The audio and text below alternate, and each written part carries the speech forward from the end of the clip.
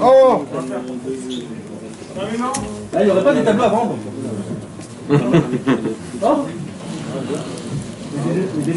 Après, il y a une expo si vous voulez. Bezrat Hashem, mes amis, Je viens de savoir. on va essayer de commencer avec l'aide de Dieu. Qu'Akadosh Baruch Hu nous donne la force de pouvoir tous se renforcer ensemble avec de l'amour et de la crainte, de l'enthousiasme et surtout de la joie. Amen. On a 60 jours d'être joyeux en multiplication de toute l'année. 60 jours. C'est pas tous les jours qu'on a 2 Hadar. Et Baruch Hashem ce soir, on est Rosh Chodesh Hadar, Aleph. Et Bezrat Hashem commence un nouvel épisode. Parce qu'il y a une force dans le mois de Hadar. Il y a une force de réparer tout, mes amis.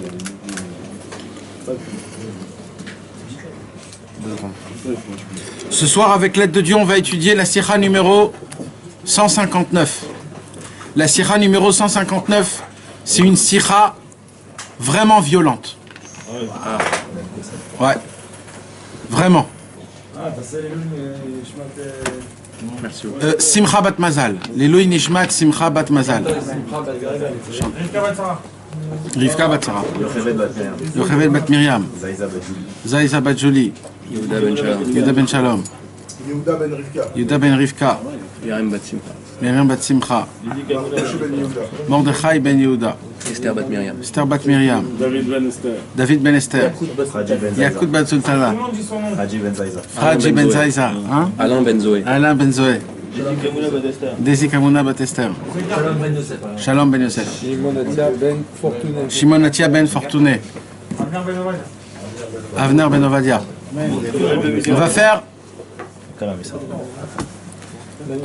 On va faire Bezrat Hashem le cours ce soir avec l'aide de Dieu. L'Ilui Nishmat Simcha Bat Mazal. Bezrat Hashem. Les fois Shlema. Nathanaël. Raphaël. Ben Kamuna. Kol Israël. Kol Amo Israël. Bezrat Hashem. Qu'Akadosh Baruch Hu ait pitié de nous. On n'a plus de force de souffrir. Mamash, c'est fini. Le moment est venu de la Géoula. Bezrat Hashem. Parce que ça y est, on est fatigué. Si tu peux mettre un peu de zéro stop. Alors, ce soir, c'est une sikha qui va être un petit peu difficile. Ce qu'on va étudier, mes amis, ce soir. Mais c'est difficile. Hein. Difficile dans quel sens? C'est difficile de comprendre ce qu'on va étudier ce soir. On va étudier des choses qu'on va pas comprendre ce soir. Voilà, sachez-le. Sachez-le, c'est incompréhensible ce qu'on va étudier. Alors ne cherchez pas de comprendre, parce que c'est incompréhensible. Alors on va essayer de dire ce qu'il y a écrit. On va essayer de ressentir les sentiments que normalement on doit ressentir. Et on va essayer de se languir de toutes ces paroles exceptionnelles-là. On va essayer de se languir d'eux. Mais de comprendre, d'appliquer, je sais pas. Je sais pas si on pourra. Peut-être Hachem il va nous aider et on va réussir à faire quelque chose. Mais pour l'instant, il faut se contenter, Bezrat Hashem, d'entendre, de se languir et d'espérer qu'un jour on puisse atteindre le niveau qu'on va étudier ce soir. Jimmy voulait lire la sikha ce soir. Bechavod, fais-nous le. Attends. Avant. L'intonation.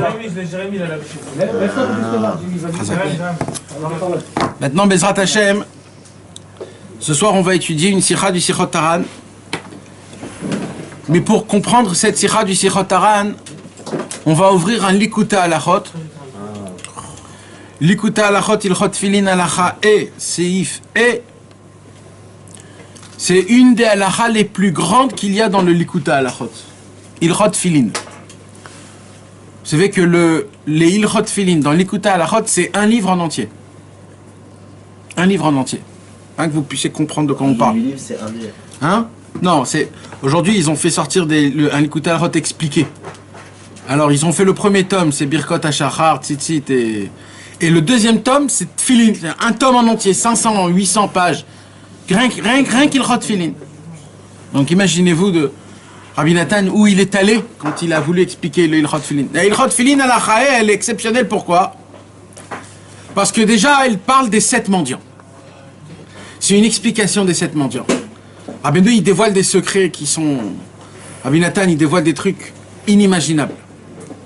Et dans l'histoire des 7 mendiants de Rabbi Nachman, le 13e conte, le conte le plus haut, le plus élevé, la chose la plus élevée que Rabbeinu nous a laissée dans ce monde, c'est donc le premier des 7 mendiants.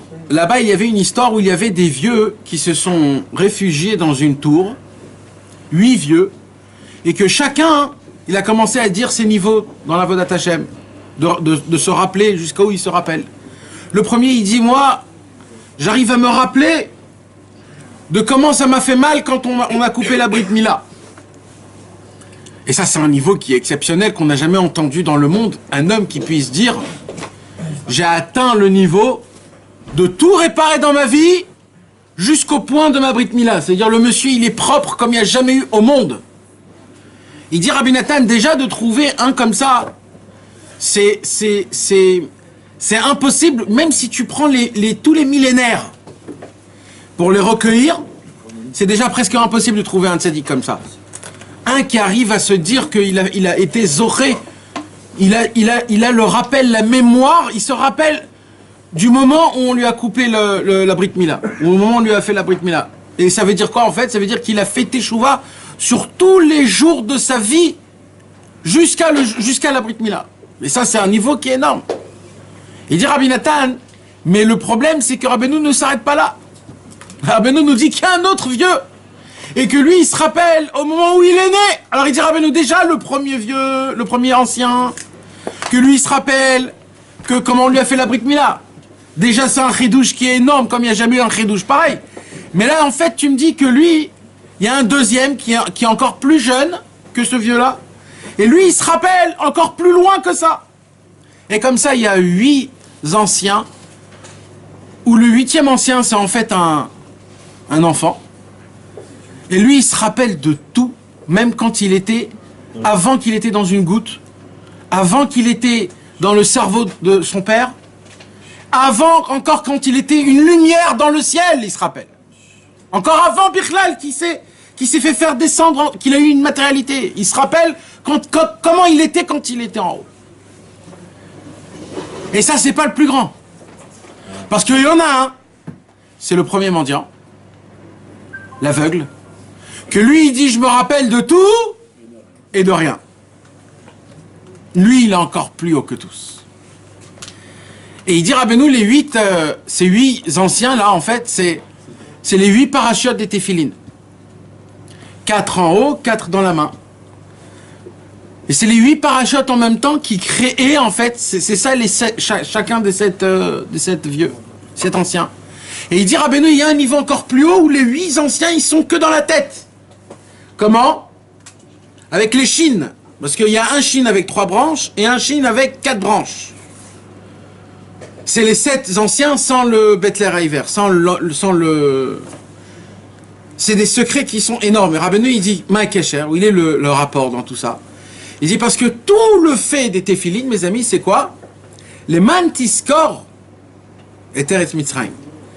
C'est pour se rappeler qu'on est sorti d'Égypte, et que quand on est sorti d'Égypte, on a promis à Kadosh Baruch Hu, c'est pas qu'on a promis, on lui a juré, on lui a... Comme quoi, nous, on va appliquer Torah au mitzvot, et qu'on sera ton peuple, Ribbono Shel Olam. Et c'est la raison pour laquelle Kadosh Baruch Hu nous a fait faire sortir de l'Égypte. Pour qu'on puisse devenir son peuple, et qu'on reçoit la Torah, et on applique, on est d'Ovdei Hashem. Mais, hein? Une des raisons de tout, des téphilines, de la mezouza, du kiddush, de la majorité des mitzvot, c'est de se rappeler le Kabbalat Ol Malchut.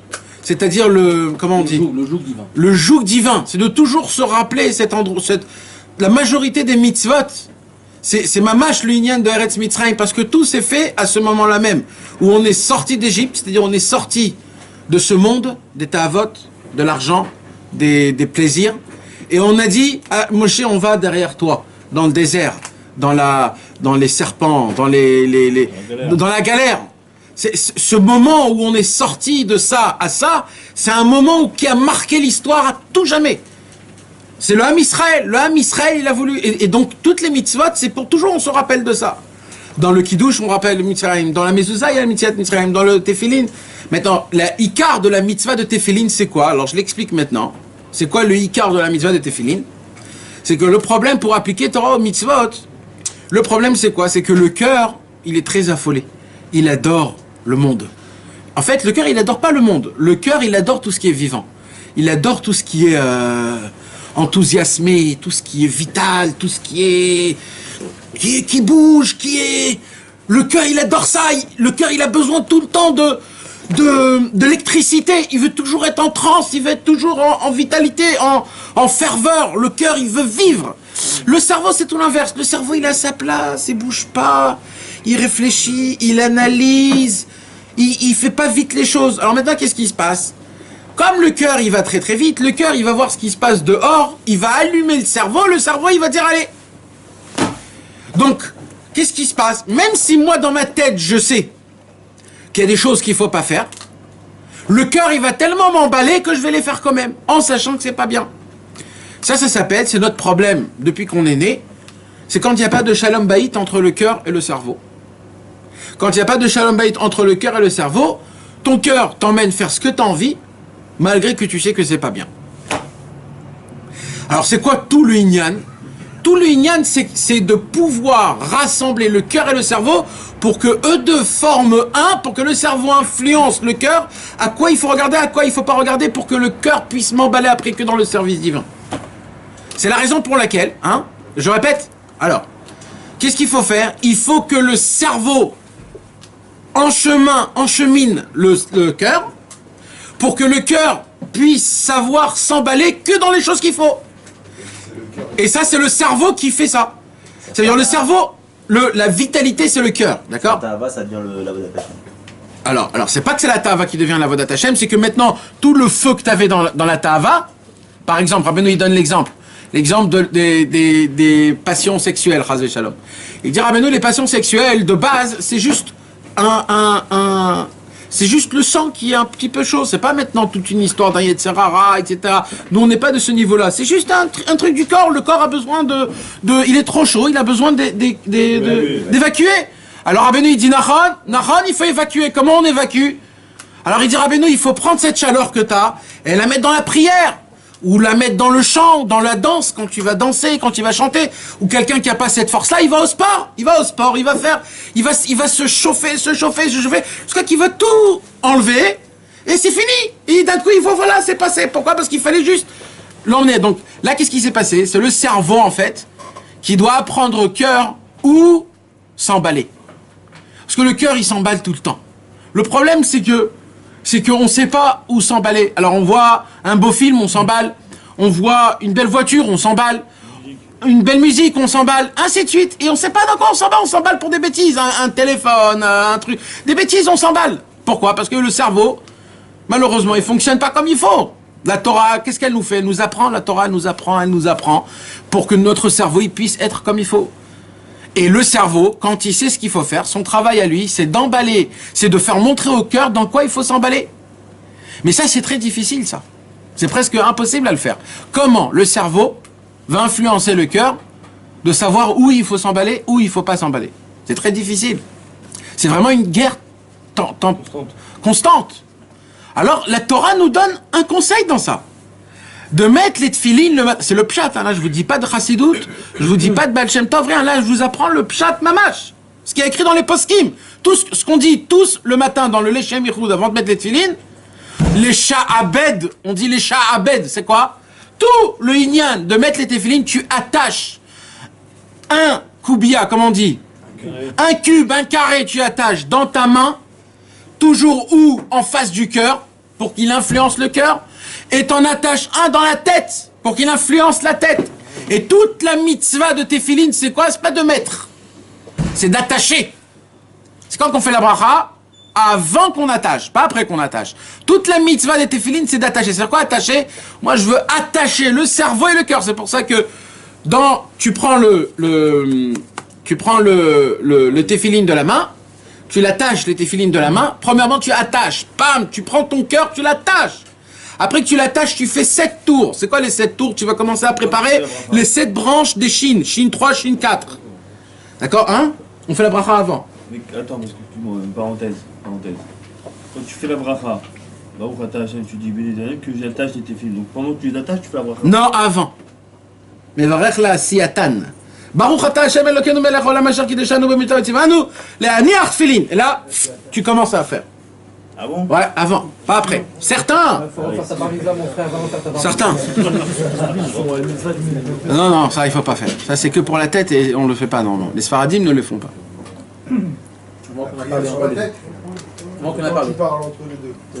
Quand tu fais les tirs Tadaïm. Quand un homme il a parlé, quand il a fait même un signe avec ses yeux. Non, ça c'est très important, mes amis. Parce que, mes amis, je vais vous expliquer. Attendez, je vais vous expliquer. Là, on est parti dans un autre thème, mais complètement. Hein. Parenthèse.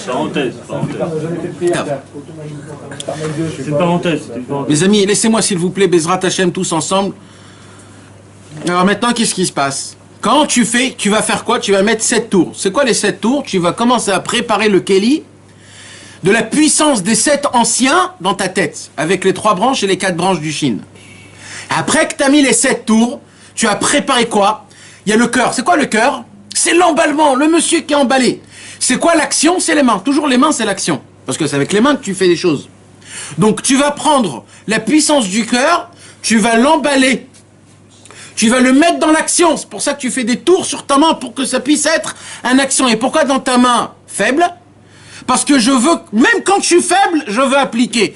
Ça veut dire dans la main normale, la droitier, j'en parle même pas, c'est certain qu'elle va servir à Hachem. C'est où que j'ai besoin d'aide? Dans ma main gauche, c'est-à-dire dans ma main là où j'ai pas de force. C'est là où je vais mettre la force de la Vodat Hachem du cœur. Mais là c'est très grave, c'est là où je viens. C'est très très grave d'avoir un F sec entre le roche et le yad. Pourquoi? Parce que tout le Indian c'est quoi? C'est que les deux ils font un. Au moment où tu fais un F sec, alors le cœur il s'emballe. Et quand le cœur il s'emballe sans la tête, que Dieu nous en préserve. C'est pour ça qu'il y a écrit même un clin d'œil, même il n'y a rien. Si t'as fait ça, tu fais la bracha. Et si t'as fait ça, alors tu dois faire la bracha al mitzvah tefillin. Même si t'as pas parlé. Même si t'as pas parlé. Bah, dans ça, il y a des chilukei deot, chacun il fait comme il a. Mais de base, le inyan c'est ça, c'est que quand il y a un sec, tu fais al mitzvah tefillin. Et là, tu mets les tefillin. Qu'est-ce que tu mets dans les tefillin? Tu mets le boîtier, c'est-à-dire tu mets le cube. Là, tu as mis le cube, il y a 2 franges qui descendent du cerveau jusqu'au cœur, pour que la lumière du cerveau puisse descendre jusqu'au cœur, comme ce qu'on a étudié hier dans le Likutei Moharan, pour ceux qui ont entendu. Et tout le Inyan, c'est quoi? Il y en a un qui descend jusqu'au ventre et un qui descend jusqu'après le brit. Le ventre, c'est l'état avod de ce monde-ci, et le brit aussi, c'est l'état avod de ce monde-ci. C'est les 2 choses pour que l'essentiel de l'emballement de ce monde-ci, c'est l'état avat achila et le tavat niouf. C'est le brit. C'est les 2 choses qu'on a besoin, mamash, dans ça, de travailler le cerveau et le cœur. Donc là, on a expliqué plus ou moins la raison, pshitut, pshat. Pourquoi on met les téphilines, d'après le pshat, c'est pour qu'on puisse attacher le cerveau et le cœur, pour que le cerveau reçoit de la lumière de Dieu, et qu'il puisse le donner au cœur, pour que le cœur puisse s'emballer dans la Vodat Hashem. Quand un homme ne met pas les téphilines, après, il ne peut pas dire des excuses pourquoi il ne peut pas servir Hachem. Parce qu'on ne peut pas servir Hachem quand on ne met pas les téphilines. C'est la raison pour laquelle les téphilines, on les met le matin tout de suite. Pourquoi? Parce que dès que tu te réveilles, tu dois faire ce travail. C'est un travail de recueillir le cerveau et le cœur. Tout le inyan, c'est ça. Quand un homme, plus il les met tard, plus le travail se fait plus tard. Des fois, Chas Shalom, c'est des choses qui sont très difficiles. Maintenant, Shabbat, Yom Tov, on n'a pas besoin de ça. Pourquoi? Parce que le Shabbat en lui-même, il te fait monter d'un niveau où tu n'as plus besoin de faire cet attachement-là. Alors maintenant, qu'est-ce qui se passe? Maintenant, il dit, écoutez bien, maintenant je rentre un tout petit peu, je commence à rentrer. Tout ça, Rabbi Nathan, il explique tout ça dans le Likutei Halachot de Ilchot Tefillin. Maintenant, Rabbi Nathan, il dit donc que le Ikar dans les Tefillin, d'après une halacha, d'après une vision d'une Torah du Rabbeinu. Donc le Ikar des Tefillin, c'est quoi? C'est le Zikaron, c'est-à-dire c'est quoi? C'est le souvenir. C'est-à-dire quoi le souvenir, il dit Rabbeinu? De se rappeler du monde futur. Le Inyan des Tefillin, c'est de te rappeler que dans ce monde-ci, je suis dans un monde bestial, rempli de ta'avot, rempli d'envie, ou qui t'attire avec des forces que tu peux même pas comprendre. il t'attire. Presque t'as plus de libre arbitre. T'as plus de libre arbitre. Tu sais plus comment il faut faire. Et il y a quand même des fois des forces où tu arrives à te garder. Tout ça, ça dépend du inyan, de la gdoucha des téfilines, de la façon comment tu mets les téfilines. Il y a un jour une histoire que le Ohr HaChaim HaKadosh, il est niftar, et le Ohr HaChaim HaKadosh a laissé ses téfilines à lui, à sa femme. Et la pauvre, sa femme était très pauvre. À l'époque, quand elle habitait à Jérusalem. À Jérusalem, c'était impossible à vivre à son époque, il y a 250 ans, 300 ans. C'était impossible de vivre à Jérusalem. On pouvait compter les Juifs qui habitaient à Jérusalem. Pourquoi? Parce que il y avait de la pauvreté comme ça n'existait pas. Il y avait des problèmes avec les Turcs, avec le mouvement ottoman. C'était vraiment un grand balagan. Et il y avait peu de Juifs qui habitaient là-bas. Le Ohr HaChaim HaKadosh a eu le mérite d'habiter là-bas et d'être enterré là-bas. Mais le problème, le pauvre, c'est sa femme. Sa femme, elle s'est retrouvée toute seule. Ses enfants, ils étaient au Maroc. Et lui et elle ne savaient pas comment elle va vivre. Alors elle a commencé un petit peu à travailler, etc. Mais jusqu'à qu'elle s'est rappelée des téfilines de son mari. Elle a dit, je vais vendre les téfilines de mon mari. Et en les vendant, c'est sûr que je pourrais demander un grand billet. Et elle a mis en vente les téfilines du Ohr HaChaim HaKadosh. Est venu un grand riche, un juif. Il est venu, il a proposé une très grande somme. Il a dit, non, je m'excuse. Les téfilines de mon mari, c'est unique au monde, il n'y en a pas deux. Moi, je veux recevoir de l'argent assez jusqu'à la fin de ma vie. Je veux pas que tu me payes. Je veux que chaque mois, tu me donnes jusqu'à la fin de ma vie. Jusqu'à la fin de ma vie. Il a dit ok, le monsieur. Tov, qu'est-ce qui se passe? Il a acheté les téfilines de Ohr HaChaim HaKadosh. Il s'est dit, je vais les mettre pour Rosh Chodesh. Je vais pas les mettre tous les jours. Je vais les mettre pour Rosh Chodesh. Et il attend comme ça que Rosh Chodesh, il vient, le moment où il vient, où il met les téfilines. Il commence à mettre les téfilines et il sent une lumière énorme qui pénètre dans tout son corps. Il sent que son corps est chauffé. Il a de l'électricité qui passe dans tout son corps. Il dit, oh là là, c'est quoi? Il a vite les enlever. Il a dit, c'est de la folie ça. Il a attendu en 1 mois pour les remettre. Le mois de Rosh Chodesh. Le Rosh Chodesh d'après, il vient et il met les téfilines pareil. Avant, il s'est trempé au mikvé, il s'est préparé, etc., etc. Et là, il ressent la même chose. Il fait une prière de fou. Il se dit, mais c'est quoi ce truc-là? D'un coup, il y a quelqu'un qui est rentré dans la synagogue. Il a fait quelque chose et lui, il a dit, hey, sors de la synagogue, sors de la synagogue. Et au moment où il a dit, sors de la synagogue, d'un coup, il sent qu'il n'y a plus rien dans les téfilines. Il sent un vide, comme jamais de sa vie en entier, il a senti un vide. Comme si qu'il est vide de dedans son corps. Oh là, il s'est dit, qu'est-ce qui s'est passé? Qu'est-ce qu'il y a? Il s'est dit, peut-être c'est les téfilines, qu'est-ce qui s'est passé? Il les a donné à un sofer. Le sofer, il les a ouverts. Et il a vu les parachutes étaient toutes vides. Toutes vides. Il n'y avait rien écrit dans les parachutes.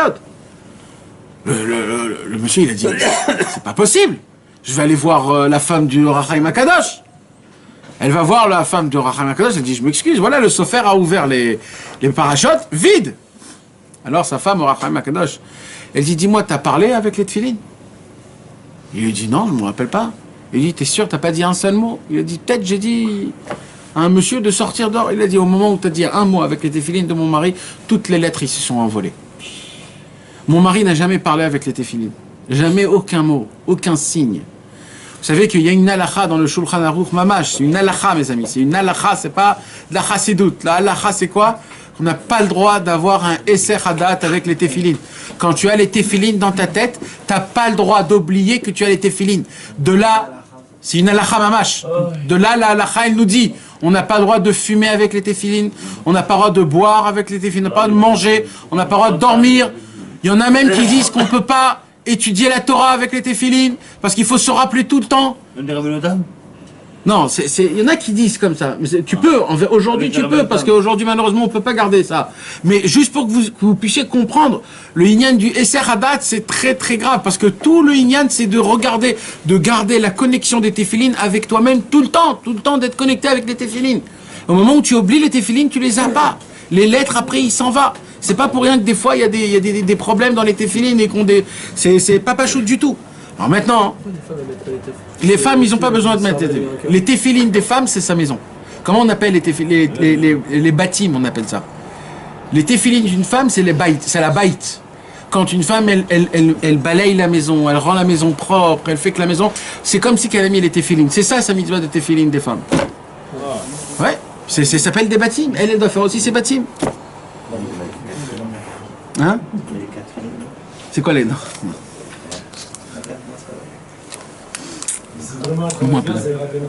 Hein? Alors maintenant, mes amis, alors donc Rabbi Nathan, tout ça pour vous arriver au point où Rabbi Nathan, il nous apprend que tout le union des téfilines, c'est quoi?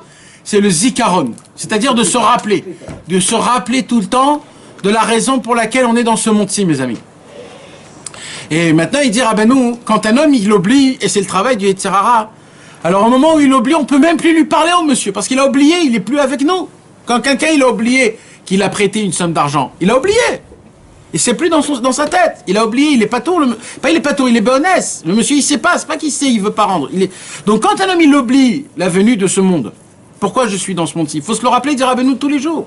Tous les jours, il faut se poser la question, pourquoi je suis ici, là, à Natania? Pourquoi aujourd'hui, le mardi, là, maintenant, je suis à Natania, maintenant? Qu'est-ce qui se passe? Qu'est-ce que je dois faire? Pourquoi je me suis mis ici? Makara. Et là, je dois essayer de me rappeler, je dois essayer de me donner de la force, de me donner une raison pour laquelle, comment je peux servir à Kadosh Baruch Hu, comment je peux être bien, comment Kadosh Baruch Hu voudrait que je me conduise maintenant, à cet instant-là, tout comme il faut. Et le problème, il dit Rabbeinu, c'est le manque de mémoire. Ça veut dire on ne travaille pas notre mémoire à ce travail-là. Il dit Rabbi Nachman de Breslev, mais il y a un autre truc. Il dit quoi? Il dit il y a ce qu'on appelle, écoutez bien mes amis, c'est tout le secret, c'est un des secrets les plus beaux, les plus chidouches que Rabbeinu a dévoilé, c'est le renouveau, la hitrachut. C'est quoi la hitrachut, mes amis? La hitrachut, c'est, Rabbeinu nous apprend que quand un homme, il a une mémoire, il a la mémoire de son passé, de ce qu'il a fait, de ses copains, des problèmes qu'il a eus, et il a tout un passé, c'est tout un carnet scolaire, mais pas scolaire, c'est un carnet de vital, tout ce qu'il a fait. C'est-à-dire, vous savez mes amis, quand on se lève pour faire shacharit ou pour faire mincha ou arvit, tu fais pas arvit neutre. Tu fais arvit avec tout ton passé, avec tout ce que tu as fait aujourd'hui, avec tout ce que tu te rappelles, avec toutes les 400 coups que tu as fait. C'est comme ça que tu fais arvit. Donc toi arvit, il va pas être space. C'est quoi le top? C'est qu'un homme puisse faire arvit, ou shacharit ou mincha, de manière comme si c'est la première fois de toute ma vie que je vais commencer à prier la prière. C'est comme ça qu'on doit servir à Kadosh Baruch Hu dans chaque chose. Quand le matin tu mets les tefs, tu dois les mettre pour la première fois. Quand tu vas prier shacharit, c'est comme si c'est la première fois. Mincha, c'est la première fois. Arvit, ça va être la première fois. Je vais étudier la Torah pour la première fois de toute ma vie. Il dit Rabbeinu, mais maintenant il y a des problèmes qui sont plus graves. C'est que quand des fois le passé influence sur le présent, c'est très très grave. Rabbeinu est contre ça énormément. Il dit déjà ton passé n'est pas comme il faut. Tu laisses ton passé influencer le présent ou le futur. Alors c'est le yéhouch total, c'est le désespoir. Comment un homme il peut y faire? Le passé c'est le passé, ce que j'ai fait, j'ai fait. Pourquoi je le laisse m'influencer mon futur, mon présent? Rabbeinu il dit, et ça c'est quelque chose que personne n'a dit auparavant mes amis. Parce que comme je vous l'expliquais le cours dernier et avant, vous savez mes amis que chaque effet qu'on fait ça influence, ça a une influence. C'est une influence. Quand tu casses une montre, t'as plus de montre, c'est fini. Tu l'as cassé ta montre. Quand t'as perdu un livre, t'as perdu le livre. Si tu le reveux le livre, tu peux pas. Donc quelque part, oui, le passé influence. Rabbeinu il dit, eh ben je vais vous dévoiler un secret mes amis. Il dit Rabbeinu, il y a une combine pour que le passé n'influence pas le présent et le futur. Et ça mes amis, c'est un chidouche de Rabbeinu. Il dit Rabbeinu quoi? Ça s'appelle le renouveau. On dit en hébreu la hitrachut. De se renouveler. Et dire Rabbeinu, ça veut dire quoi? Il dit Rabbeinu, fais le reset. Dis-toi que tu es né aujourd'hui. Ani ayom yeledeticha. David Amelech, il dit dans le psaume 2 ou 4. Il dit aujourd'hui, je suis né, aujourd'hui, je suis né. Ça veut dire quoi? Ça veut dire, oui, c'est vrai, j'ai perdu de l'argent, je me suis mis en colère, j'ai fait des problèmes, j'ai fait des très graves péchés, j'avais de l'effronterie, je suis allé dans des endroits très graves. Et ça, Kadosh Baruch Hu, même moi, je me dégoûte de moi-même. Mais comment je peux faire? Et là, le Yetzer Hara, il vient, il dit, tu peux pas donc être un tzaddik.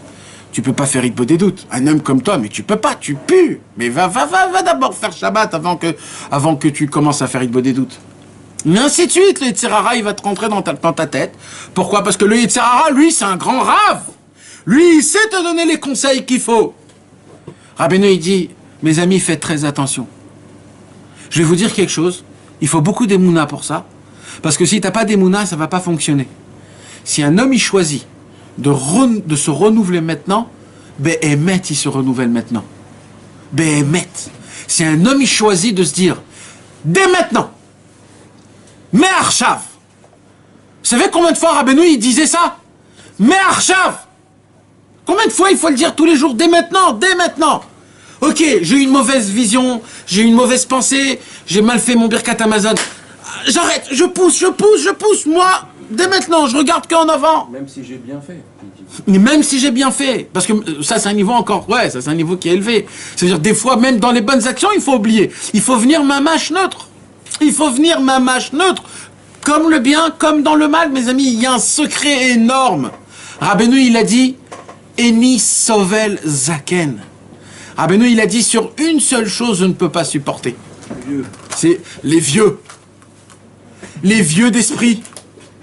Les vieux qui se disent, je suis fatigué. Les vieux qui disent, j'ai pas la force. Les vieux qui disent, je connais déjà le parcours. Les vieux qui disent, j'ai de la, comment on dit, de l'expérience. Je sais qu'ici ça va aller, si ça va pas aller. Il dit, Rabbeinu, Eni sovel zaken. En zaken chassid, en zaken chacham. Même les vieux chassidim, je les supporte pas, il dit Rabbeinu. Bien sûr. Rabbeinu, il voulait que des pétillants. Rabbeinu, il voulait des gens qui se renouvellent. Regarde un homme, un vieux, quand il fait un accident d'une voiture, il remonte plus dans la voiture, il a peur, ça y est. Un jeune, quand il tombe du vélo ou du cheval, il a peur, mais il remonte. Il remonte, pourquoi? Parce que il sent que la vie est devant lui, il veut pas la perdre, sa vie. Un vieux, il sent il se rapproche vers la mort, alors il se laisse aller, il se dit, je m'en fous, j'en ai marre. Quand nous, on n'a pas d'espoir de devenir des tzadikim, on devient des vieux. Est-ce que vous avez tous l'espoir de devenir des tzadikim? Oui. Vous êtes sûr de ça? Oui. Mais il faut le créer de toutes ses forces, mes amis. Il faut pas, il y a pas avec Neder, ça c'est ça, tout le Inyan. Bli Neder, c'est sur ça il faut.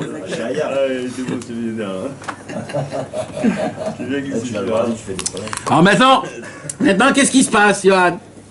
Il se passe quoi? Il se passe que au moment où un homme il perd l'espoir de devenir un tzaddik, il tombe dans la vieillesse. Et la vieillesse, c'est très très grave. C'est très très grave. C'est tout l'inverse du cœur. C'est la tête. La tête, elle n'est pas vivante, elle est froide. Elle se laisse comme ça, elle bouge pas. Le cœur, il est là, il est petit, il bouge tout le temps, même quand on dort, tout le temps. S'il arrête de bouger, on arrête de vivre. Rabbeinu, il dit Breslev, c'est un lève-bassard, c'est pas un mort, c'est pas le cerveau. Moi, je veux que ça bouge, je veux que ça soit toujours chaud, je veux que ça pompe tout le temps, je veux que vous sautez. Je veux pas que quand il y a une ronde et qu'on fait un rikoud, alors il y a des gens qui sont là et qui... Non, nous, on a besoin de sauter. Rabbi Nathan, il a raconté quand il était en Eretz Israël, dans le chemin d'Eretz Israël, il était dans le bateau, et d'un coup, Rabbi Nathan, il s'est dit, oh là là, aujourd'hui, j'ai pas dansé. Vous imaginez que Rabbi Nathan, dans son seder, vous savez qu'ils avaient un seder, Rabbi Nathan. Vous savez c'est quoi un seder? C'est quoi un seder? Un seder, c'est un programme d'Avodat Hashem. Ça veut dire je vais étudier ce livre, je vais faire ça. Dans le programme de Rabbi Nathan, de son programme du jour en jour, il y avait un programme, ça s'appelait danser. Rabbi Nathan se forçait de danser tous les jours. Comme mettre les téphilines tous les jours, moi je vais danser tous les jours. Je vais être joyeux, Baruch Hashem, j'appartiens à Avraham, Yitzhak et Yaakov. Et un jour, Rabbi Nathan, donc c'était dans le chemin de voyager en Eretz Israël, le pauvre, il a souffert énormément.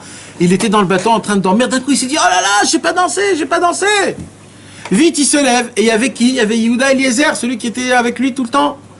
Et Yehuda Eliezer, il était éclaté dans son lit, il pouvait pas bouger, il avait le mal de mer, il était pas bien. Et Rabbi Nathan, il s'est dit, si je vais pas prendre Yuda Eliezer avec moi, j'arriverai pas à danser. Parce qu'il faut deux pour danser. Même Rabbi Nathan, c'était dur pour lui de danser. C'est pas comme nous, on croit que c'est... C'était cavette pour lui, c'était lourd. Il s'est dit, je vais obliger. Et Yuda Eliezer, il dit à Rabbi Nathan, non, Rabbi Nathan, laisse-moi tranquille, laisse-moi dans mon lit. Et Rabbi Nathan, il dit, non, je vais t'obliger. Et il a attrapé, Mamash, il a attrapé avec lui comme ça, il a enlacé, il a levé. Et ils ont dansé. Et lui, en plein milieu, il dit, mais arrêtez, Rabbi Nathan, arrêtez, je suis fatigué. Et Rabbi Nathan, il a dit, je savais qu'il avait une clipa énorme. Mais au moment où il va briser cette clipa-là, de lourdeur et de vieillesse et de malade, il va rentrer dans une simcha tellement grande qu'il va me remercier après. Et Rabbi Nathan, il a fait avec lui le plus, jusqu'à que Mamash, il est rentré dans une simcha, ce Yuda Eliezer. Il a commencé dans une simcha, il a chanté, dansé, jusqu'à qu'il a pleuré de joie. Il a pleuré de joie, mes amis, vous imaginez? Vous avez un jour pleuré de joie? Pleurer de joie d'être content d'appartenir à Hashem Yitbarach, à Avraham, Yitzhak et Yaakov, à David Ameler, à Yehuda. C'est des choses qu'on ne peut pas comprendre, mes amis, on ne peut pas comprendre. Quand on va mourir, on va appartenir à Akadosh Baruch Hu, on va être dans le Olam Haba avec tous les tzadikim. Les autres, ils n'auront rien. Nous, on aura une vie après. Nous c'est éternel. Nous, c'est éternel. Nous, c'est pas... Tout ce monde, c'est temporaire. Nous, c'est les seuls dans ce monde qui va tenir. Vous savez, il y a des films aujourd'hui, des trucs qu'ils font sur Facebook ou je sais pas quoi, où ils te font montrer comment le monde va devenir en l'an 2100. Tu sais, c'est des publicités pour le plastique, pour pas jeter le plastique. Alors tu vois, le monde en l'an 2100, il reste plus rien que des plastiques et des plastiques et des plastiques. Mais ils ont oublié un truc. C'est que c'est vrai que le monde en entier, il s'évapore. Et même le plastique, en fin de compte, il va s'évaporer. Mais il y a une chose qui ne peut pas s'évaporer. C'est le Ham Israël. C'est chacun de nous. Nous, comme on est, notre figure abrutie, comme on a l'air d'être, nous, cette lumière énorme, jamais au monde ça va s'éteindre. Jamais au monde on fait partie tous d'une seule pièce. Et nous tous, le Ham Israël, formons la face de Dieu. La face de Dieu. Dieu est éternel. Nous tous, c'est pas des Réchaïm, non, tout le Ham Israël, formons tous la face de Dieu. Et ça, il faut s'en rappeler. Et ça, il faut savoir que plus j'arrive à appliquer Torah mitzvot, à m'annuler à la Vodat Hashem, plus ma photo, elle va faire partie d'un côté qui est plus central ou qui appartient plus. Et ainsi de suite. Mais le problème, c'est quoi? C'est que c'est difficile dans la journée de toujours réfléchir à ça et de toujours essayer de penser à ces choses-là. C'est pour cela, il dit Rabbeinu, dans une génération comme telle, la génération où on vit, mes amis, sachez, c'est très difficile. Béhémet, c'est très difficile. On souffre tous.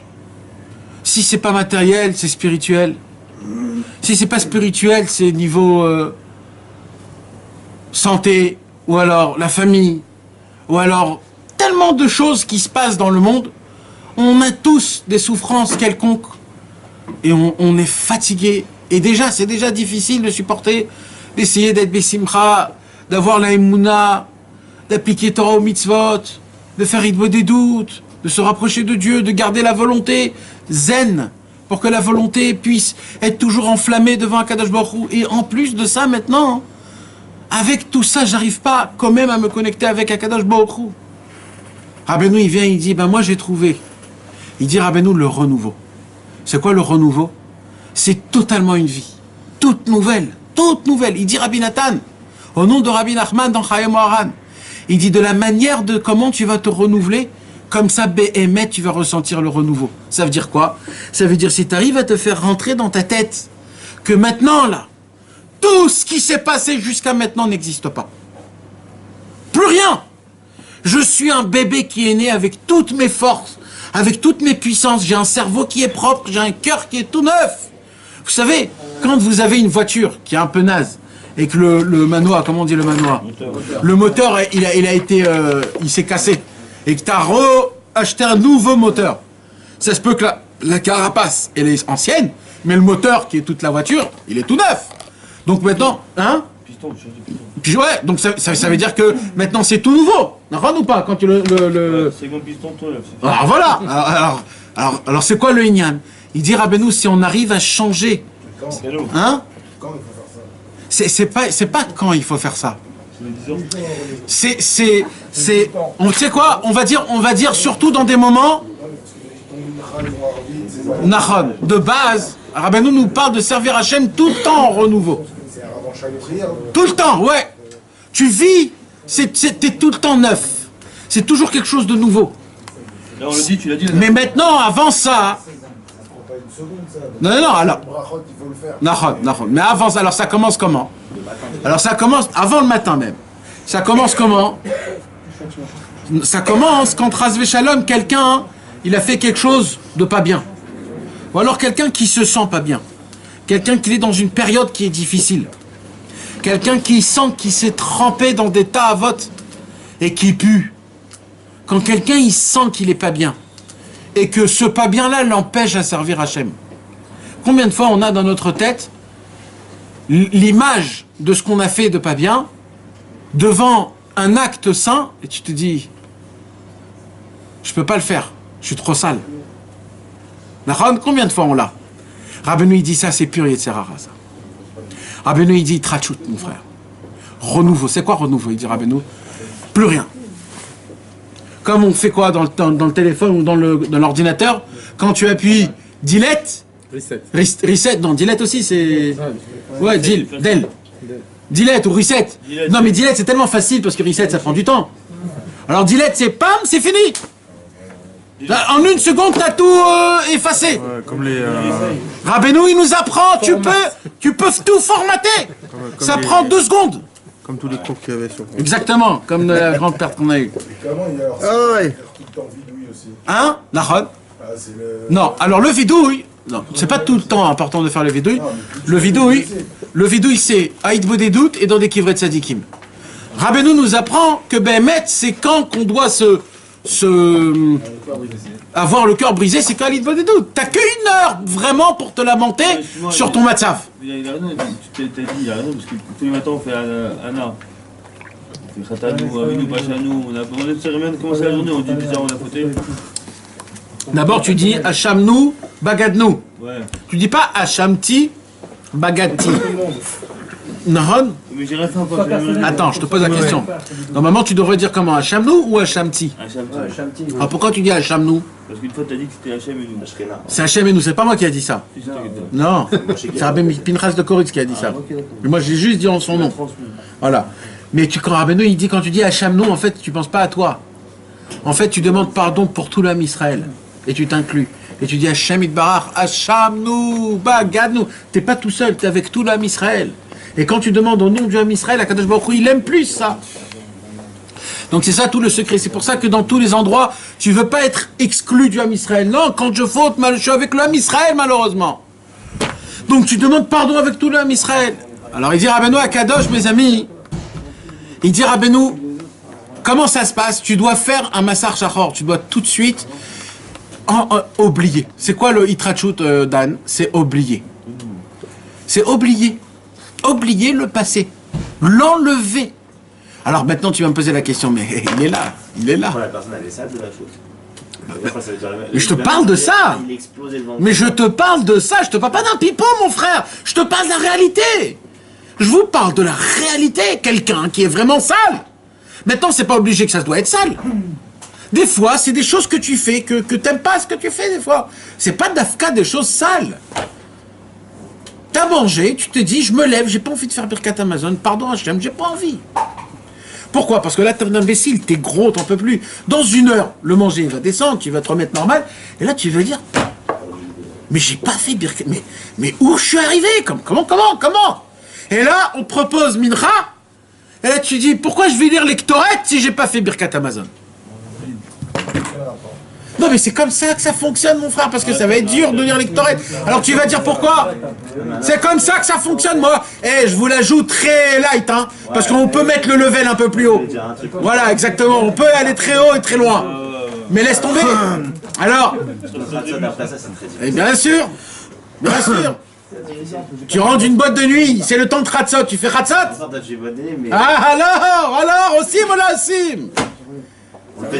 Alpi Rabbeinu, tu mets le Shtraimel avec la Khalifa et tu fais le Khatsat, Bevadaï. Ouais, il n'y a pas dans ce monde-ci, il n'y a plus de règles. Il n'y a plus de règles. On est dans un monde où le Yetzer Hara, il te vole ta spiritualité, il te le vole. Et c'est que comme ça que tu peux gagner. Rabbeinu, il dit Vekava et kovem nefesh. Kava, lachon, gzela. Il dit si tu voles pas au Yetzer Hara, ça c'est lui qui va te voler. Choisis. C'est illogique en vrai. Nahon. Mais tu t'imagines que le chidouche de Rabbeinu, c'est un chidouche, mes amis, qui te dit que Bémet, ça fonctionne. C'est dans ta tête. C'est dans ta tête. Sale ou pas sale, c'est dans ta tête. Toi, tu sais pas. C'est une porte. Oui. C'est une porte, tu rentres. Mamache, ça se peut qu'elle n'existe même pas. Tu l'as fait bien, ça devient comme on avait expliqué. Exactement. Mais ça, c'est le Hémet. Si à la fin du compte, quand on va mourir des tzadikim, des chassidim, tout le mal que tu as fait, ça devient de la Torah. Ça devient de la Vodat Hashem. Ça devient des mitzvot. Il faut juste mourir avec le cœur dans la main en disant Hashem, moi c'est toi c'est moi, je te donne tout c'est toi. Si on arrive à ça, tout ce qu'on a fait de mal dans notre vie, ça part. Mais ça s'appelle le renouveau, mes amis. Le renouveau, je vais vous dire un secret. C'est la chose la plus dure à faire dans Rabbeinu. Bémet. Moi comme ça, je crois. Je crois même que je l'ai lu, je ne sais pas si je l'ai lu. C'est une des choses les plus dures. Vous voulez savoir pourquoi? Parce qu'au moment où tu le fais Bémet, tu es obligé de devenir un tzaddik. Parce que si tu es tout neuf, vas-y, allez, t'es tout neuf. Pourquoi mais il faut le croire. C'est quoi les signes? C'est quoi les signes? Hein? C'est quoi les premiers signes? D'ailleurs, rien que le Tikkun HaKlali, quand tu le fais, La Emouna qu'on doit avoir dans le Tikkun HaKlali. c'est ça, quand tu l'as Les fait, Ouman Rosh Hashanah. la personne elle a une semence. Nachon. Après, quand t'as fini, tu crois que tu peux en faire encore un limite. Nachon. Et malheureusement, il y a des choses que le cerveau, il fonctionne d'une manière qui n'est pas comme il faut. Et Rabbeinu, mes amis, était le number one, le plus grand des tzadikim à ce sujet-là du renouveau. Rabbeinu, il a dit, même quand je respire, je me renouvelle. Et il dit, ne croyez pas que le mot renouveau, c'est juste un mot, comme une étiquette que tu colles dans un mur. Renouvelle-toi. Non. Le renouveau de Rabbeinu, il dit, mais fourrache. C'est comme la différence d'un non-juif à un juif. Il y a une différence entre un non-juif et un juif. Cette différence-là, quand Rabbeinu se renouvelait, il passait du thème non-juif à juif par rapport au niveau. À chaque souffle qu'il respirait de toute sa vie. Et ça, il a dit quand il est revenu d'Eretz Israël. Quand il est revenu d'Eretz Israël, il a vécu encore 9 ans. Il a dit, il n'y a pas une seule seconde où je ne me renouvelle pas. Il dit, Rabbeinu, si je répète un Dvar Torah, je ne peux pas. Il est ancien pour moi. Il est trop ancien. Il faut que tout soit neuf. Rabbeinu, il est allé encore plus loin que ça. Rabbeinu, il a dit comme ça. C'est ce qu'on va étudier ce soir. Rabbeinu, il a dit, moi, je suis un têtu dans la Vodat Hashem. Ça veut dire quoi un têtu? Moi, quand on me dit c'est impossible, c'est là où je dis c'est possible. C'est pas quand tu me dis c'est possible, c'est quand tu me dis qu'on peut plus, là je rentre en position. Et Rabbeinu, il a servi à Kadosh Baruch Hu d'une manière que personne au monde peut le décrire. Jusqu'à qu'un jour, il a atteint un niveau où Mamash, il y avait plus de niveau plus haut que ça. Plus. C'était fini. Il n'y avait plus. C'est fini. Ça finit. Il connaît tout, il sait tout. Il est arrivé dans un endroit où aucune création est encore arrivée dans ces endroits-là. Donc c'est fini. Et là, quand il voit que c'est le plafond, il dit, mais c'est pas possible. C'est sûr qu'il y a plus haut que ça. C'est sûr qu'il y a un niveau qui est beaucoup plus haut que ça. Et là, Rabbeinu, il se met il commence à devenir têtu. Et Rabbeinu, il commence à monter et il commence à dévoiler des nouveaux mondes. Et ainsi de suite. Il dit, Rabbi Nachman de Breslev, j'ai atteint des dizaines et des dizaines de niveaux où à chaque fois que j'arrivais dans ce niveau, on me faisait montrer que c'était le niveau le plus élevé. Et ben, c'était le niveau le plus élevé. Il n'y avait pas plus haut que ça. Mais je me suis dit, la dernière fois aussi, c'était le niveau le plus haut. Et j'ai quand même découvert des nouvelles choses. Alors pour découvrir des nouvelles choses, il faudrait que je refais un reset total. Et là, mes amis, Rabbi Nachman a fait quelque chose qu'on n'a jamais vu chez aucun tzadikim, c'est que Rabbi Nachman, il montait dans un niveau tellement haut, tellement élevé. Et on lui disait là-bas que c'est fini, il n'y a pas plus haut que ça. Comment il faisait Rabbeinu pour dépasser même ce niveau-là? Vous voulez savoir qu'est-ce qu'il faisait Rabbeinu? Il oubliait tout. Tout. Il ne connaît plus rien. Mais Béhémet, hein? Il ne connaissait plus rien, même pas à Lève-Bête. Plus rien. Comme un petit enfant. Et là, quand il est comme ça, de ce niveau-là, d'un petit enfant, mais dans un niveau tellement haut, là, il levait les yeux au ciel et il disait Zakeni liyot Yehudi. Donne-moi le mérite de te servir comme un juif. Dans le niveau le plus haut céleste, dans les niveaux les plus hauts, au lieu de dire je veux dévoiler des lumières, des perceptions, il disait quoi? Je veux te servir comme un juif. Et là, Kadosh Baruch Hu, tellement il était amoureux de cette prière, tellement elle était puissante cette prière, que Kadosh Baruch Hu était obligé encore de construire des niveaux que pour lui, de les construire de nouveau de base. Il n'existait pas à ces niveaux-là. Akadosh Baruch Hu a créé des mondes et des mondes encore, rien que pour que Rabbeinu puisse encore monter. Et quand il arrive encore le plus haut, le plus haut, le plus haut, il n'y a plus rien, il se met en mode j'oublie tout. Et là il dit Hachem, mais pitié de moi, je connais rien, j'en peux plus, je veux te découvrir. Et Akadosh Baruch Hu dit mais tu rigoles ou quoi? Tu montes en tout en haut et en haut, tu dis que tu connais plus rien. Et Hachem, et Rabbeinu il dit oui, oui, je veux te découvrir, Ribono Shel Olam. Et comme ça, Rabbeinu montait tous les jours, chaque instant, chaque instant. Rabbi Nathan, il dit, si on réfléchit bien, ça fait très peur de quel niveau il a atteint, Rabbeinu. Chaque respiration, il montait des niveaux qu'on peut même pas s'imaginer. Il est arrivé dans un monde, Rabbeinu, où là-bas, on voit que le bien. Le mal ne monte pas aussi haut. Le mal ne peut pas monter dans ce monde tellement qu'il est haut. Et Rabbeinu a atteint ce niveau où il voit tout tov, tout bien, les averot, les mitzvot, les problèmes, les belles choses, les miracles, les galères, tout c'est bien, c'est beau.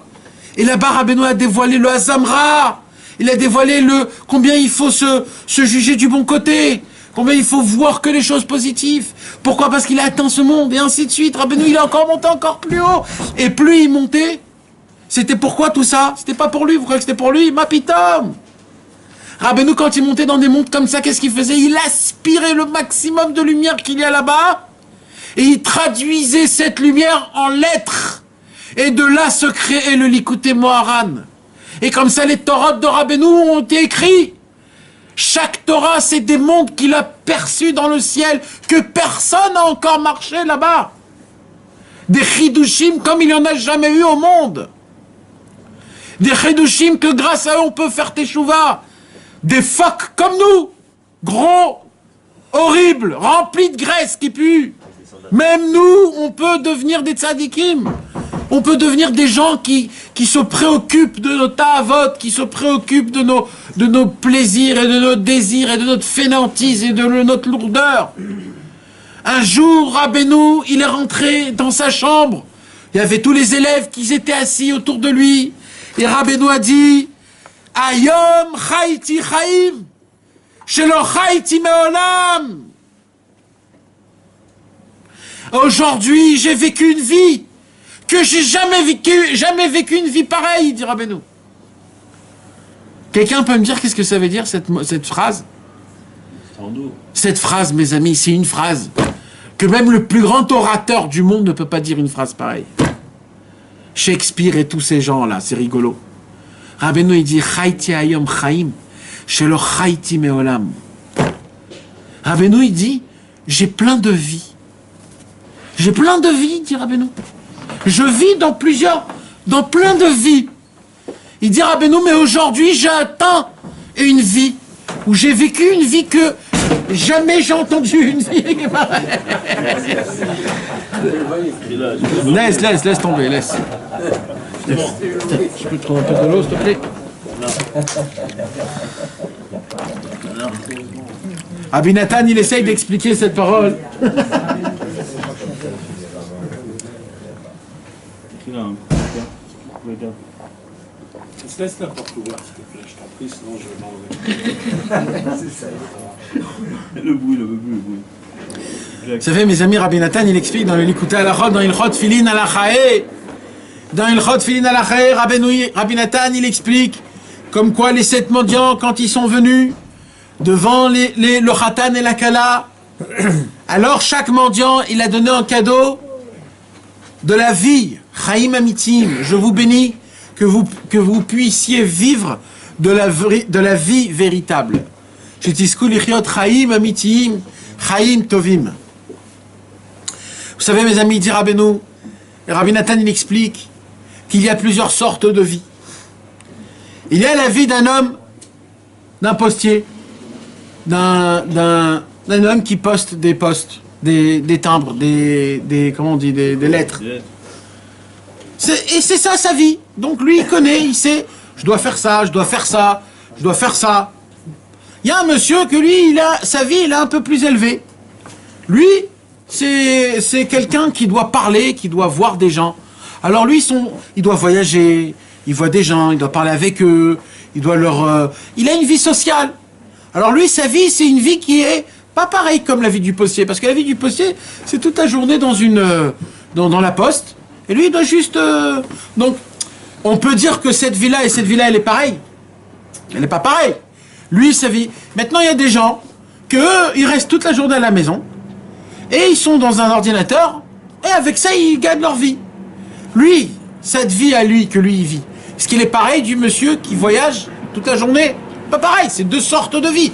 Le monsieur qui voyage, il va voir des gens, il va voir le soleil, il va ressentir des choses, etc. Le monsieur qui est dans sa maison, il est dans sa maison. Alors oui, il regarde le monde, etc. Mais c'est pas la même vie. C'est pas la même vie. Maintenant, imaginez-vous quelqu'un qui est célèbre. Et que chaque chose qu'il fait, on le regarde, on lui fait des photos, etc. Sa vie à lui, c'est la même vie que la nôtre. C'est pas la même vie que la nôtre. Pourquoi? Parce que lui, chaque chose qu'il fait, ça influence le monde, etc., etc. Il dit, Rabbeinu, la vie d'un pauvre, est-ce que c'est la même vie d'un riche?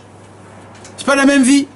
Pourquoi? Parce que le pauvre, il est pauvre, et le riche, il peut se permettre de jeter ce qu'il a envie. Donc oui, les deux, ils vivent une vie. Mais ça s'appelle pas la vie qu'il vit, ça s'appelle pas une vie.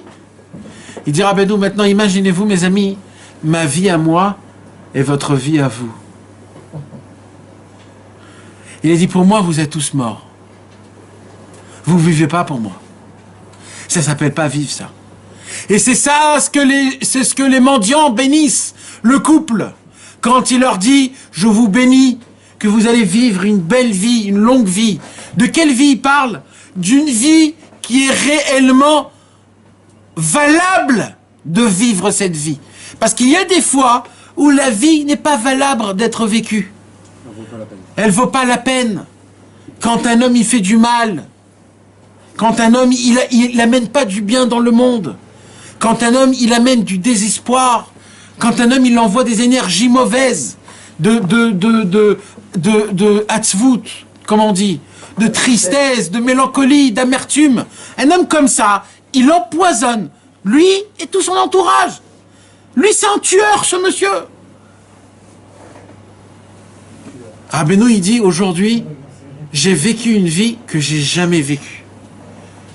Quel chidouche que Rabbeinu, il a pu vivre cette fois-ci.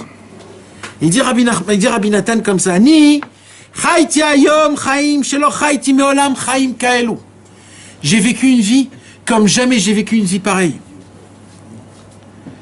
Et il dit, Arbe nikra chaim. Plein de choses aujourd'hui on appelle au nom de la vie.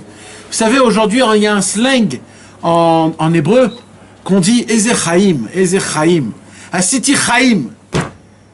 Quand quelqu'un il a kiffé, il dit j'ai fait la vie.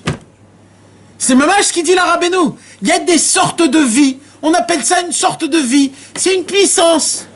Mais est-ce que Béhémet, c'est ça la vie? C'est ça que t'appelles la vie, Béhémet? Quand Rabbi Chaïkel est venu devant Rabbeinu, il a demandé de la Yirat Shamayim à Rabbeinu. Rabbeinu, il a dit je t'en supplie. Ne m'oblige pas à te la donner. Rabbi Chaïka, il a dit donne-la-moi, donne-la-moi. Il lui a donné. Et Rabbi Chaïkel s'est roulé toute la nuit par terre en souffrant de la Yirat Shamaim. Parce que chez Rabbeinu, tout était vital. Tout était émet. Tout était rempli. Tout était beau. Tout c'était pour réparer, pour la perfection, la complémentarité. Malheureusement, nous, on ne connaît rien de ces mots-là. Normalement, quand un homme il prend un verre d'eau et qui dit Baruch Ata Hashem Elokeinu Melech Haolam Shakol Yabidvaro, si on aurait les vrais yeux, on aurait vu comment l'eau, il change de couleur, il change de matière, il change il change complètement, c'est pas la même eau. Rien que parce qu'on a fait une bracha. Quand un juif il met les titites, quand il met les téphilines, il n'a pas la même allure, il n'a pas la même figure.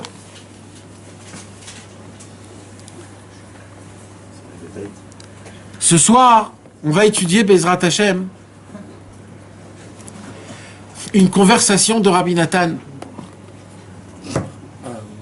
Comment Rabbi Nathan a attrapé en... Comment on dit les pitums comme ça? Soudainement. Sans faire exprès, Rabbeinu, qui était dans une situation intime. Bechavod. Voix haute, intonation très forte. Action. Après la fête de Shavuot passée dans la communauté de Zaslav, Ça veut dire, c'était après qu'il avait perdu sa femme. Rabbeinu avait perdu sa femme 2 jours avant Shavuot, Erev Shavuot. Rabbeinu était parti. Rabbeinu, il était parti de ses élèves de Breslev pendant 6 mois. Ça fait 6 mois que tous les élèves de Rabbeinu n'avaient pas vu Rabbeinu. Ça n'a jamais existé, ça, mes amis. Tout le temps, les élèves de Rabbeinu étaient proches de Rabbeinu. Tous, tout le temps. Et Rabbi Nathan était avec lui? Non, même Rabbi Nathan ne l'a pas vu 6 mois. Il n'y avait que Rabbi Meir Mitepli qui était avec lui. Ouais, il a demandé que toi on prie pour lui, c'est pas grave. Et c'est là où il est tombé très malade. Il allait mourir à Lemberg. Il a envoyé une lettre. Il a dit, priez pour moi. Rappelez-vous le bien que je vous ai fait. Je vous ai sorti des dents du Satan, il a dit Rabbeinu. Des dents du Satan. Je vous ai recueilli miette par miette et je vous ai reconstitué. Parce que quand on est dans les dents du Satan, c'est après qu'il nous a écrasé la tête, mon frère. On ne rend pas la tête et on est bien. C'est après qu'il nous a écrasé, Rabbeinu nous a pris miette par miette, il nous a reconstitué. Et il a fait de nous ce que nous on est aujourd'hui. Rabbeinu il a dit, rappelez-vous du bien que je vous ai fait. Baruch Hashem, Rabbeinu il a dit, nos prières ont fait de l'effet. Et Baruch Hashem, je me suis mis en bonne santé. Mais ma femme devra partir. Et mamash, que Dieu nous en préserve, Rabbeinu a perdu sa première femme, la rabbinite. La rabbinite, Sachia. Et elle est partie de ce monde. Rabbeinu a envoyé une lettre que personne ne vienne le voir à Shavuot. Personne. Rabbeinu n'était pas dans sa maison, il était invité dans une ville qu'on ne connaissait pas, à Zaslav. Donc il était, en plus il avait perdu sa femme, il était Kaviachol, il était complètement, c'était très difficile pour lui. Et Rabbi Nathan, quand il a reçu la lettre, il a envoyé des lettres à tous les élèves de Rabbeinu en disant que Rabbeinu il veut qu'on vienne chez lui. Il a dit, j'ai compris la kavana de Rabbeinu, Rabbeinu il veut qu'on vienne. Il a dit non, mais il veut qu'on vienne. C'est fort quand même. Ah ouais, Rabbeinu il dit de ne pas venir. Rabbi Nathan il dit non, en fait Rabbeinu il veut qu'on vienne. Alors il est allé chez Rabbi Naftali, il a dit Rabbi Naftali, Nachon que j'ai raison. Alors Rabbi Naftali dit Ken. Elle a dit allez on va chauffer tout le monde. Et là Rabbi Nathan et Rabbi Naftali ils ont envoyé des lettres à tous les endroits. Et mes amis, Rabbi Nathan a dit on va arriver à Zaslav. Quand on va arriver à Zaslav, ne rentrez pas directement chez Rabbeinu, parce que Rabbeinu va nous renvoyer. On va rentrer chez Rabbeinu après que Yom Tov sera rentré, après que Shavuot sera rentré. Comme ça, il ne pourra pas nous renvoyer. Il a tout réfléchi, Rabbi Nathan. Tout était normal. D'un coup, Yom Tov rentre, et là, il y a une masse d'élèves qui rentrent dans la synagogue. Et là, Rabbeinu dit, mais qu'est-ce que vous faites ici? Je suis un invité. Vous ne pouvez pas venir. Où on va manger? Où on va se mettre? Comment ça se passe? Mais Rabbi Nathan, il saute, Bichlal, comme si que c'était pas un problème, tout s'est arrangé. Rabbeinu a dévoilé la Torah Nun Vav, où vient ma bikurim, la Torah de Yesh Astara, Shebetocha Astara. Bevada egam sham nimtza Hashem itbarach. Et tout de suite après Shavuot, c'est notre sikha à nous. Donc là, on parle de quand?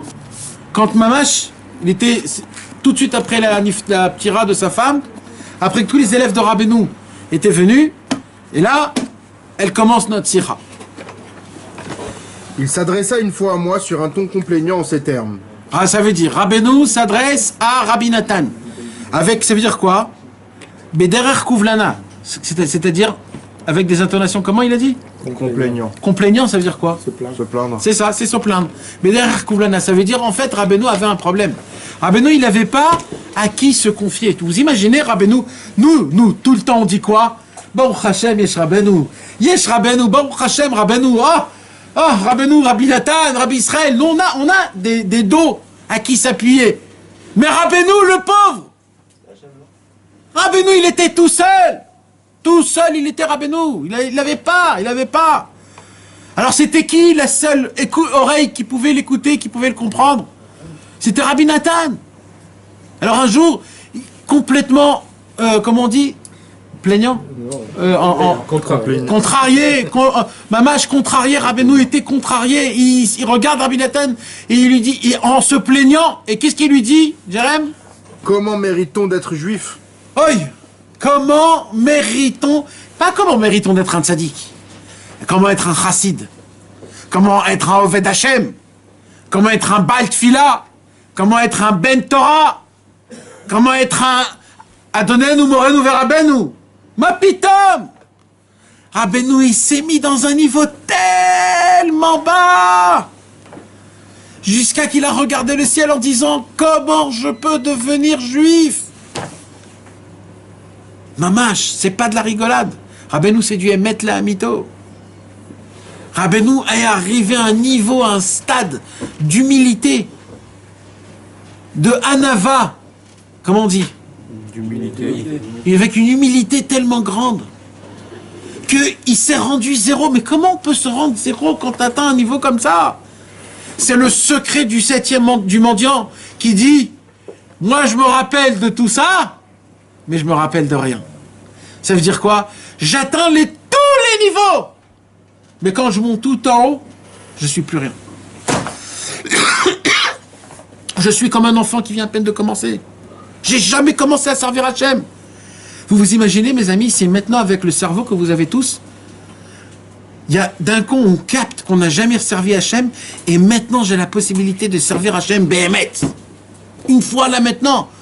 Tu sais de quelle manière je vais commencer à prier Hachem? Je vais brûler le ciel tellement que je vais prier Hachem d'une ferveur, d'une vitalité. Je vais croire dans ce que je vais dire. Je vais vivre ce que je vais dire. Ça va m'allumer. Je vais être vivant, Béhémet. Je vais savoir c'est quoi la vraie vie. Mais le problème, c'est qu'on n'arrive pas à se renouveler. On ne veut pas croire que c'est possible, que tout peut être comme si c'est la première fois. Il dit Rabbi Nathan, tout dépend de comment tu y crois dans ça. Plus tu y crois que c'est Béhémet la première fois et qu'il n'y a rien qui s'est passé avant, plus c'est Hémet. Et Rabbeinu, il vient avec toute sa grandeur et il dit Erzochin liot Yehudi. Et qu'est-ce qui s'est passé là, Jérémie? Je restais devant lui comme stupéfait par sa question. Car qui pouvait être au courant comme moi de sa grandeur et de son labeur spirituel, chose que nul esprit serait capable d'imaginer. Répète encore une fois, depuis le début.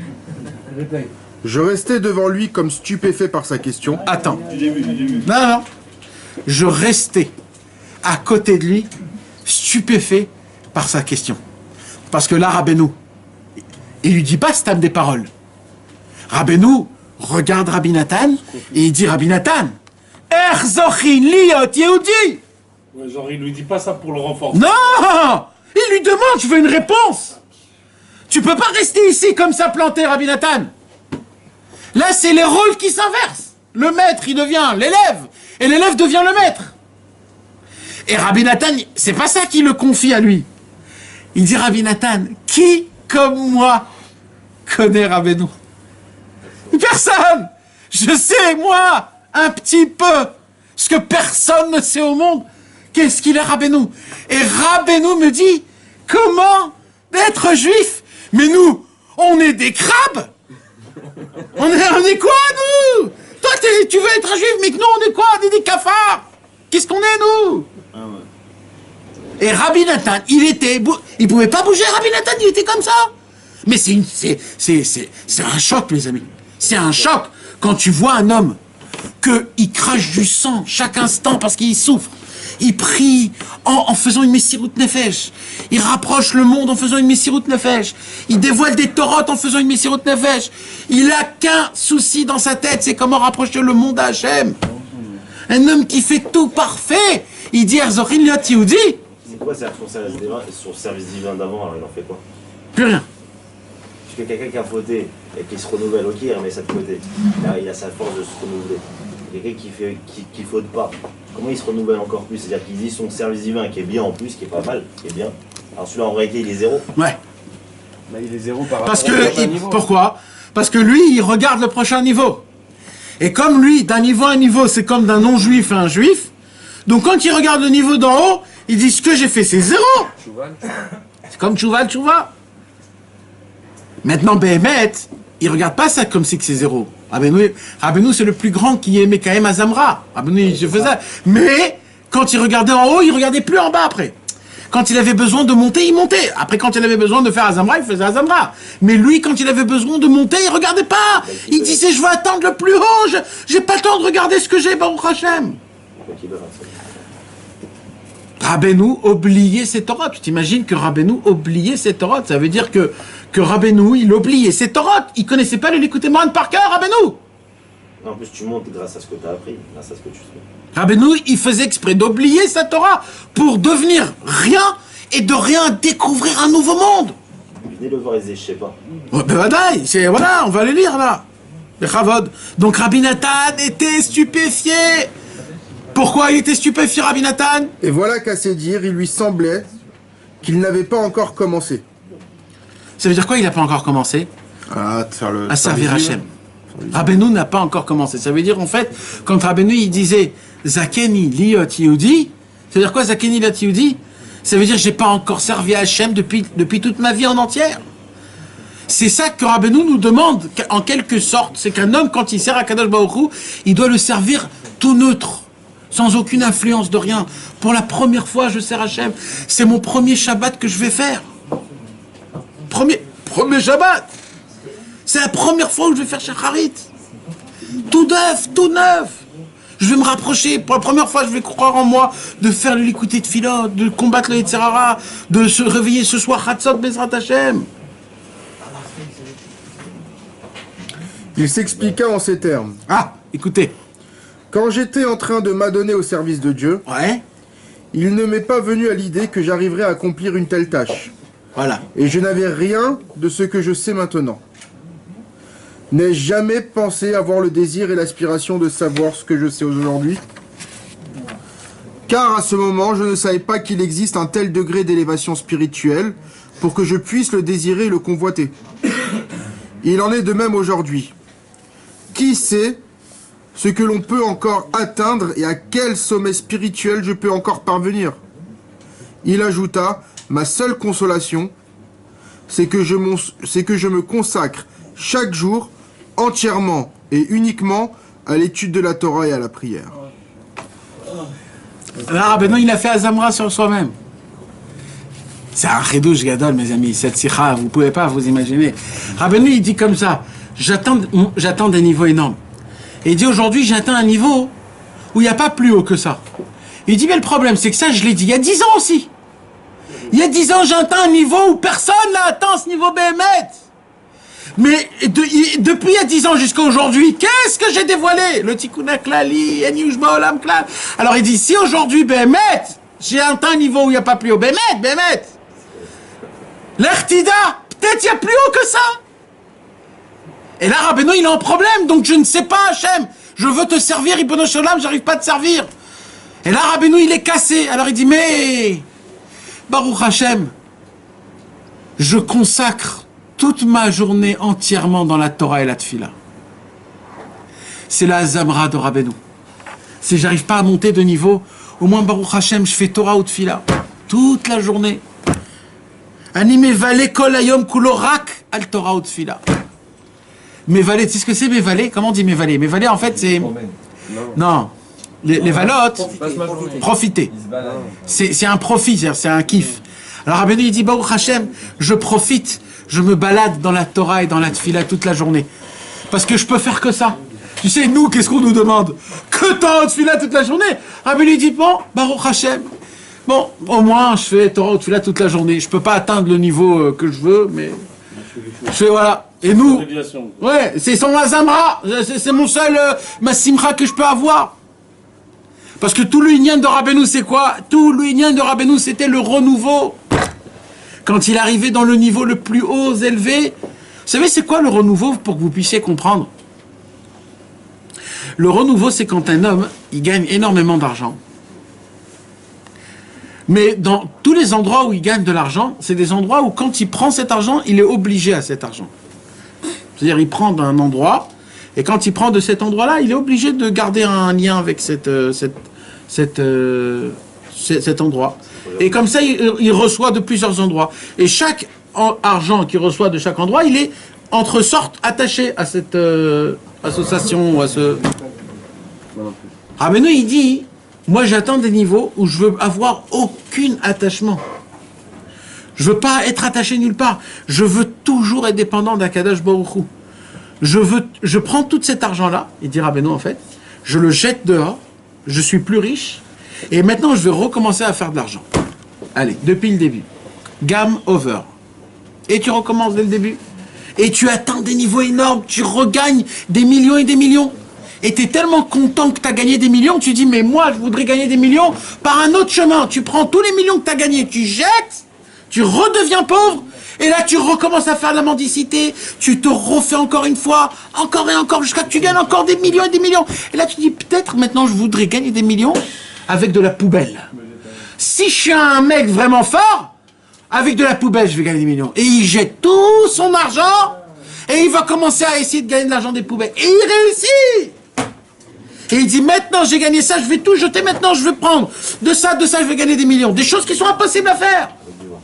Et Rabbeinu, il continue encore et encore, et il gagne encore et encore. Jusqu'à où il dit, ça y est, j'ai gagné partout. Tout l'argent du monde est à moi. Et il dit, mais c'est sûr qu'il y a une combine encore. C'est sûr qu'il y a encore un truc que c'est impossible de gagner, et là-bas, il faut que je gagne. De découvrir Akadosh Baruch Hu dans des endroits perdus totalement. Où là-bas, c'est impossible. C'est tout le secret du Mishkan, mes amis. De la paracha de la semaine, paracha Teruma. Tout le Inyan de la paracha Teruma, c'est quoi? C'est comment c'est possible qu'on a fait un Mishkan temporaire? Comment c'est possible que le Mishkan, il bougeait d'un endroit à un endroit? Normalement, la Kdusha, c'est quoi qui est Kadosh? C'est le Mishkan ou l'emplacement du Mishkan? Alors, c'est pas Pachout, mes amis, parce que on voit que David Améler, toute sa vie, c'était quoi qu'il avait fait? Chercher l'emplacement du Beth Amikdash. Pourquoi?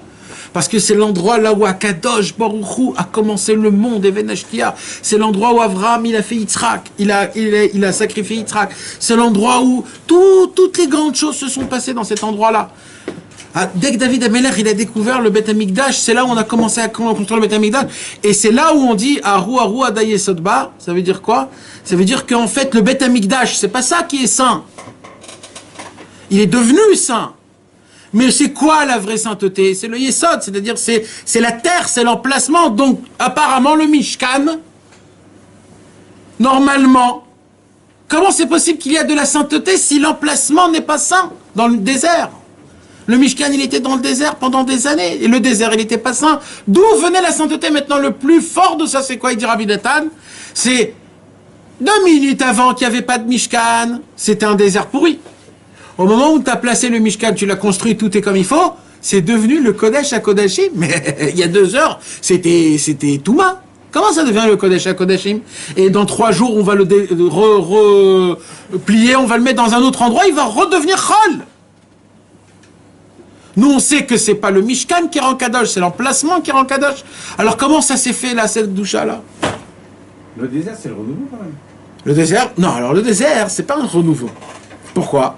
Parce que le désert, c'est un désert. Tu sais ce que c'est le renouveau? Quand tu rentres dans le désert et que tu crées une ville. Là, tu as renouvelé. Parce que pour renouveler un désert, il faut pas qu'il reste un désert. Si le désert, il reste désert, il n'y a pas de renouveau. Non, mais il permet le renouveau. Il permet. Maintenant, mais le problème, c'est qu'il restait, il partait. Ils arrivaient dans un autre endroit, il restait, il partait. Il dit Rabbi Nathan, tout le travail du Ham Israël que Moshe Rabbeinu a fait en fait, c'est quoi? C'est de faire montrer qu'Akadosh Baruch Hu, il est même dans le désert. C'est quoi le désert? Quand un homme, il est sec, il fait chaud, il n'y a pas d'eau, il y a des serpents, il y a des scorpions. C'est quoi ça? C'est les ta'avot, c'est le olamazé, c'est les kiffs. Il n'y a pas d'eau, il n'y a rien, c'est le désert. Là-bas, on va venir, on va mettre le Mishkan et d'un coup, ça va devenir Kodesh Kodashim. Rappelle-toi qu'il y a Kadosh Baruch Hu même là-bas, rappelle-toi le renouveau. Et il dit, mais ça peut aussi partir. Ça peut partir.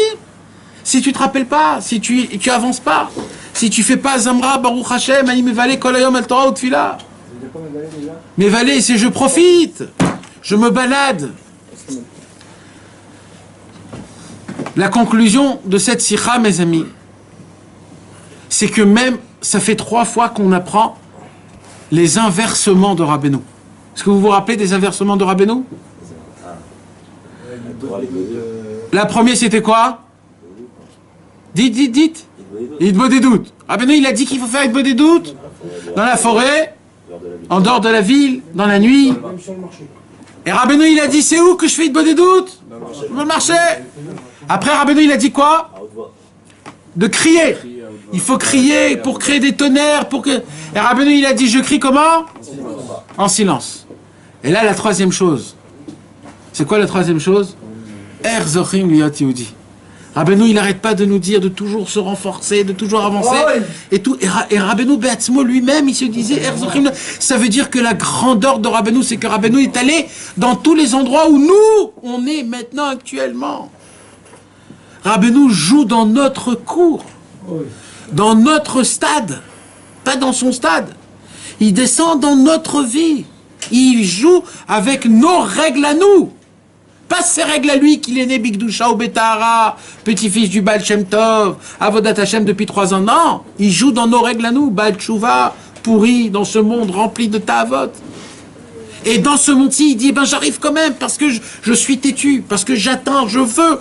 Et Zochim liot Yehudi, Zochim liot Yehudi. Zochim liot Yehudi. C'est pas Rabbi Israël qui a surpris la de Rabbi Israël il disait ça aussi. Non, ça c'était Rabbi Nathan à Rabbeinu. Aussi, il avait la même histoire. Rabbeinu, il était par terre, en train d'être allongé. Admatai avalet yamai be'evel shekazeh. Jusqu'à quand je vais vivre une vie pareille? Et Rabbi Nathan était bouche bée. Comment c'est possible qu'un maître pareil dit des choses comme ça? C'est la semaine dernière, ça, non? Ouais.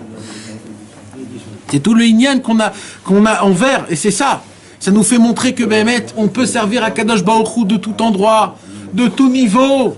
Il faut arrêter de faire des comptes de niveau. Si je suis un tzaddik, si je suis un rachat, si je suis un bonhomme, si je suis un mauvais, il faut arrêter avec ça. Baki beratso, baki beshor. Il faut arrêter de faire des comptes. Chaque seconde, je mange. Ça fait rien. On est tous, on est tohu vavohu. On est des mélanges total. Même nos neshamot sont mélangés. On a des moitiés de tzadikim et des moitiés de rechaïm en nous. On est tout mélangé, on est à la fin, on est la miette de tout. Donc aujourd'hui, il n'y a qu'une seule chose, fais le maximum de bien que tu peux, sans faire des comptes. Sans dire ça se fait pas, c'est hypocrite. Jetez ces mots-là, ils n'existent même pas. Le Hémet, c'est d'appliquer vol etc. ce que tu peux, prends ce que tu peux, et barre-toi le plus vite possible, sois content de ce que tu as fait. Et jamais d'être triste. Jamais d'être triste. Il n'y a aucune raison pour être triste, aucune. Même dans l'Hitbo des doutes, on n'a pas le droit d'être triste. Même quand il y a un mort, on n'a pas le droit d'être triste. C'est interdit d'être triste, mes amis, c'est interdit d'être triste. C'est interdit d'être triste. Vous n'avez pas le choix, c'est interdit. Tu peux pas te permettre d'être triste. Tu es obligé d'être joyeux, même si tu veux pas. Tu es obligé d'être joyeux. C'est ça, la Avodat Hashem. La Avodat Hashem, Akadosh Baruch Hu, il dit, je veux que mes enfants soient joyeux. C'est tout, c'est tout. C'est son Avodat Hashem. Maintenant, fais tout ce qu'il faut pour ça. Et là, on pourra partir de ce monde tranquille comme il faut, Bezrat Hashem. J'espère que Bezrat Hashem, par ces 2 mois là de Hadar, que Béhémet, qu'Akadosh Baruch Hu fait avec nous plein de miracles. Des miracles au-dessus de la nature. Hein? Mamash. Bémet, des miracles. Et Bémet, mes amis, il faut que les Chaverim prient l'un sur l'autre. C'est un signe d'amour. C'est important. Il faut que les Chaverim prient l'un sur l'autre, qu'on puisse tous être sauvés de tout problème et de toutes sortes de malheurs, qu'on puisse vivre une vie paisible et de servir Hachem dans la joie. C'est tout ce qu'on demande à Hachem. Et on en a marre de tout le reste. Voilà, c'est tout, on en a marre. On veut que te servir, Ribono Shel Olam, mitor simcha nachat veshalva bezrat Hashem. Et je voudrais aussi